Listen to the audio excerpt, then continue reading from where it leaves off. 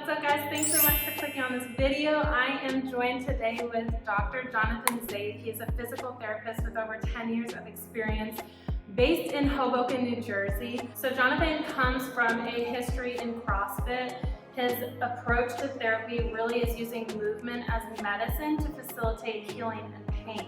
So thank you so much for joining us today. I'm super excited to have you. Thank you for having me. So today we're going to be walking through some static stretches to incorporate in your cool down after you've worked out. They're targeted more towards the bottom half of your body. So if you did a really great leg workout or even a back workout, they're really going to help open up your hips, your hamstrings, your lower back, a little bit of your upper back even. So first of all, can you please share a little bit about the importance of stretching and how that's really going to help benefit your overall fitness results? Absolutely.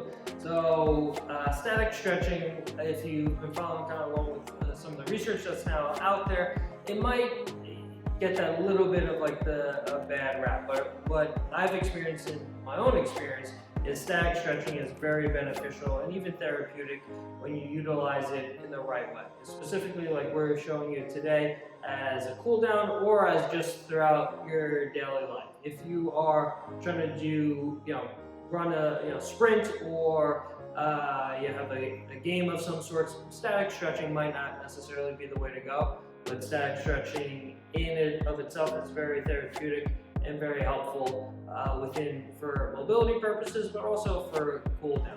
So as Hannah alluded to, is if you just had like a heavy leg day workout, you just did squats, maybe deadlifts or lunges, your legs might feel a little bit tired. And what happens is when you do that heavy type of workout, what's called your sympathetic nervous system drives up high, which your fight or flight system might be kind of triggered in a good way. You just did a heavy workout. So these stretches that we're going to show you today is a great way to cool down, facilitate some mobility, but also help with your long-term gains because now you have increased ranges of motion that your body might not have had before.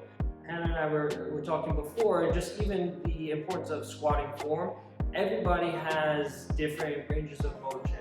So meaning if you go down to squat, you might have certain limitations within the bottom of your squat. That's okay and that's normal. Some of the stuff that we'll be showing you today is a way to help improve your flexibility, which means help improve some of your tissue length.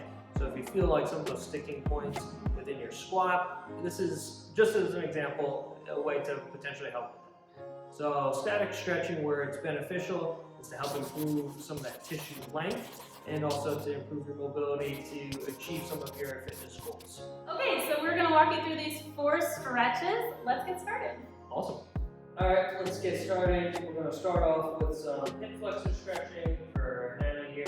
So the first thing that I'd like you to do, if you don't mind, is kneeling onto one of your knees and then have your front foot forward. So what we're doing here is we'll be stretching out the hip flexors. Now, a key point for this stretch is to make sure that you're driving your abdominals in. This way you don't get any stress into your back. So what I want you to do, Hannah, is think about driving your belly button in and then drive forward from your hips. So you should be feeling a stretch in front of your right hip. What I want you to try to do is think about squeezing your right glute. What that's going to do is put more of your hip into extension. You should get an added stretch in front of your hip flexors. With this, what I recommend is if this is a new stretch that you haven't tried yet, start with 10 seconds and then back. As you start to get more and more comfortable with this stretch, you can go for a longer duration, but really try to keep that weight onto the right knee or onto your back leg. This way you get an added stretch with this too. The reason why we're starting off with this is if you sit at a desk for a long period of time, this is a muscle that tends to get short as well as irritated throughout time. So another way to add a stretch with this, if you're not feeling too much, is kind of you can bring your right arm up overhead. Hold it straight. Yep, straight. Drive your hips forward. And if you don't feel that, then you can start to side bend. Oh, this is good. So you can hold that for again about 10 seconds. If it's feeling good, you can hold it for longer as well. Key point too, because you'll be kneeling, is if you have any knee discomfort and the stretch bothers you, you can add a pillow, you can fold up your yoga mat just for added comfort for your knee. So you shouldn't be experiencing any pain with this. If at any point you start to feel the stretch in your back, really try to think about driving your ribs down or abs in. A lot of people, when you say abs in, really what you should just, a simple cue is drive your elbow in toward your ribcage. So this is the first stretch to help with your cool down, especially if you have a heavy leg day. The next one is, we can stand on either side, but we're going to stretch out the hamstrings. So try to straighten out the front foot from here. Again, if you need, you can load up pillows for that knee. And just think about sitting down. So not necessarily reaching forward, but if you sit your left foot back, it's almost if you're trying to sit into a chair, you'll get a lengthened stretch really within your hamstrings as well as your hip. How's that feel? Doesn't matter how far you go back? Nope. Everybody has like different hamstring lengths, and everybody's gonna have different flexibility. So for somebody like Hannah, she might have to go a little further down. For somebody like me, I feel the stretch getting right into the position. Yeah, I mean, sure. And the reason why I like this variation too is you're able to incorporate your left hip better instead of the standard reaching forward towards your toes, or even using some kind of stretch. Because reaching forward towards your toes, you actually don't get that much of an isolated stretch. I feel like it would hurt your lower back too. Exactly. Awesome. Alright, and go back up. So the next stretch that we'll do for the lower body is, I want you to straighten out your right leg and go to the side from here and bring your hands forward. So this is what's called an adductor rock. So think about sitting your hips toward your heels. Put your butt toward your heels. And this is a way to help stretch out what are called your adductors, or stretch out your groin. And yep. So same thing, working about 10 seconds, 10 times. If you need an added stretch with this too, what you can do is actually rotate this foot up. Does that feel okay? Yeah. Feel it more? I feel it more.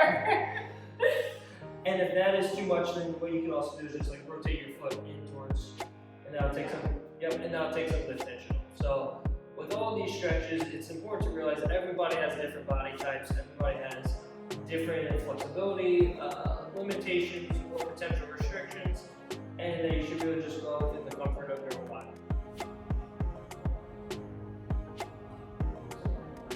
And then the last stretch that I like for really the upper back is what's called a puppy dog.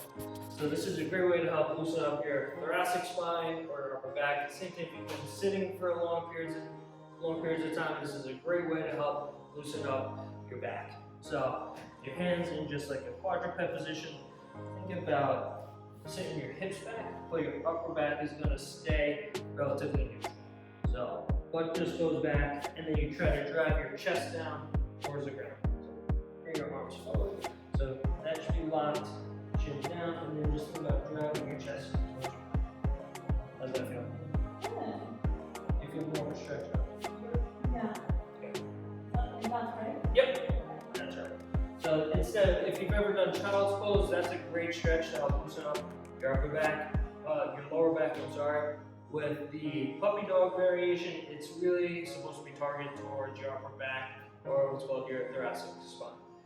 What you can also do is, if you don't feel too much of a stretch, if you bring your elbows towards the ground and then bend your arms. Yep, and then bring your hands together. Yep. And then really think about trying to like sink your chest into the ground. How's that feel? Good, I feel like it.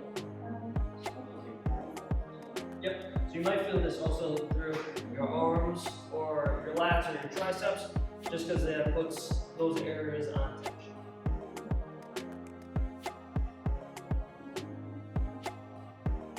I feel like I'm And that's another name for this stretch. It's called the prayer pose. Okay. Got it. So those are 4 of my favorite static stretches to do. Help loosen up your legs, your hips, as well as your back. Yay! So I hope that you found these stretches beneficial. Let us know if you're incorporating these into your cool downs, which one was your favorite. Jonathan, thank you so much for doing this. Please share where people can find you. So the best place to find me is on Instagram. My Instagram handle name is jonathanzaid.dpt. If you have any physical therapy questions, health and fitness related questions, I'll be happy to help answer them. Thanks. Thank you.